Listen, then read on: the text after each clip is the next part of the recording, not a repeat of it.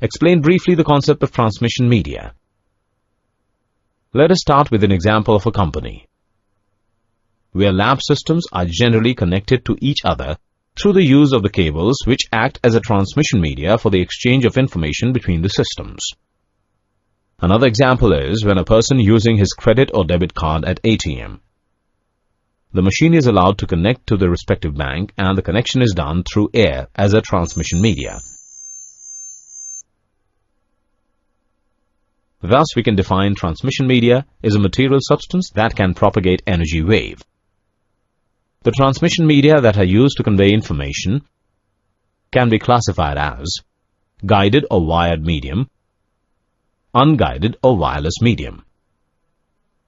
Now let's understand guided media, which provide a physical path along which the signals are propagated. Guided media is classified into three types: twisted pair, coaxial cable, optical fiber. In the case of guided media, the medium itself is more important in determining the limitations of transmission.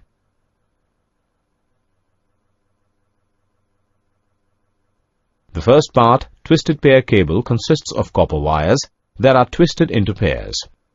The transmission speed ranges from 2 million bits per second to 10 billion bits per second. Computer networking cable consists of 4 pairs of copper cable that can be utilized for both voice and data transmission. Twisted pair cable comes in two forms: unshielded twisted pair and shielded twisted pair. Next is coaxial cables, which consist of copper or aluminum wires surrounded by an insulating layer. This is typically a flexible material with a high dielectric constant, which is surrounded by a conductive layer, and this insulation helps to minimize interference and distortion. Coaxial cable is widely used for cable television systems, office buildings, and other work sites for local area networks. Next one is optical fiber. Optical fiber is a thin, flexible medium capable of guiding an optical ray. An optical fiber cable has a cylindrical shape and consists of 3 concentric sections: the core, the cladding, and the jacket. The core is the innermost section and consists of 1 or more very thin strands of fibers made of glass or plastic.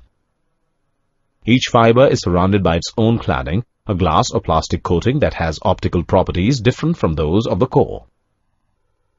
The outermost layer surrounding one or a bundle of cladded fibers is the jacket. The jacket is composed of plastic and other material layered to protect against moisture, abrasion, crushing, and other environmental dangers. Now let us discuss about unguided media, which provide a non-physical path along which the signals are propagated like air. Unguided media is classified into 3 types: ground wave propagation, sky wave propagation, line of sight wave propagation. Let's discuss each one by one. Ground wave propagation follows the contour of the Earth and can propagate considerable distances well over the visual horizon. This effect is found in frequencies up to about 2 MHz. Radio waves travel close to the Earth, that is, the lowest portion of the atmosphere. Distance is traveled in ground propagation that depends upon the amount of power in the signal. With sky wave propagation, a signal from an Earth-based antenna is reflected from the ionized layer of the upper atmosphere back down to Earth. Although it appears as if the wave is reflected from the ionosphere, but the effect is caused by refraction. A sky wave signal can travel through a number of hops, bouncing back and forth between the ionosphere and the Earth's surface. Now let's discuss line-of-sight wave propagation. In this, very high-frequency signals are transmitted in a straight line directly from one antenna to other antenna, means from sender to receiver.